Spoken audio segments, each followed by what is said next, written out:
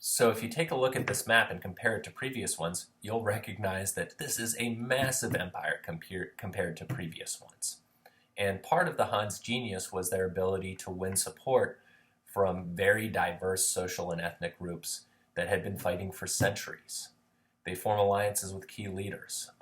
So, for example, they let folks who had been aristocrats in the Qin Empire reacquire some former power and status so that they aren't just banished and they have an incentive to ally themselves with the Han.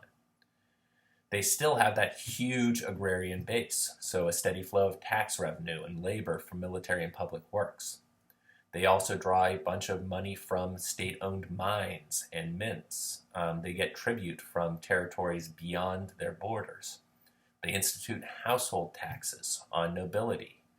They tax surplus grain from merchants who want to kind of raise themselves in the social ladder. Emperor Wu establishes a state monopoly on salt, iron, and wine. The government is the only group that is allowed to sell these things, and that funds very expensive military campaigns. Those policies fuel silk production and iron production. Iron weapons and everyday tools become very regular. They mint standard coins, just like we'd seen before, and they impose huge penalties, often involving death for counterfeiting. Cities get laid out on very orderly grids that reflect their political functions. They have bustling marketplaces south of palaces that have huge public arenas that showcase the power of the kings themselves. Massive carriages are used to transport rich families up and down wide avenues. And these things are costly. A single horse requires as much grain as a family of 6 could consume, so you own a horse. It shows who you are in society. Eventually, over time, there's an even greater divide between those who rule and those who are ruled. Court palaces become forbidden inner cities. They're off limits to everybody except for the imperial families and palace ministers. There are huge monumental architectural features that celebrate rulers, tombs and palaces. So clearly this gives us an idea of an important social hierarchy. At the base of society, there are free peasants. Farmers who own land and till land are slightly above them. Above those are highly regulated merchants. And at the very top, at the apex, are a small group of imperial clans and noble families. Within that, you've got high-ranking officials and scholars.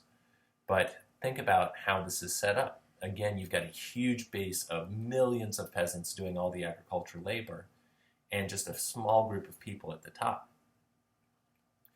Keeping all this running are scholar officials. They are the main bulwark of imperial authority. They link the center, the capital, with the rest of society.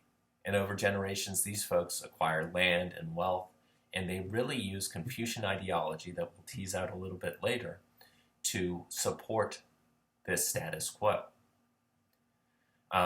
Especially under Emperor Wu, Confucianism evolves to take on even religious overtones. Wu's chief minister advocates a more powerful view of Confucius and promotes texts, scrolls that cast him as kind of a man who possesses elements of almost divinity. One treatise portrays him not just as a humble teacher, but as an uncrowned monarch. Others portray him basically as a demigod or a giver of laws. So learning kind of gets paralleled with religion, and it remains the domain of Confucian scholars at court. The problem with this is that there are lots of unpredictable events that seem to suggest disorder. Things like earthquakes and famines are still seen as signs that emperors lack virtue, and powerful ministers exploit these things to intimidate rulers. And as lots of different calamities and kind of heavenly omens would indicate a ruler had lost the mandate of heaven, people start trying to use that to their advantage. So let's think about that on the next couple of slides and think about what happens to the Han in the end.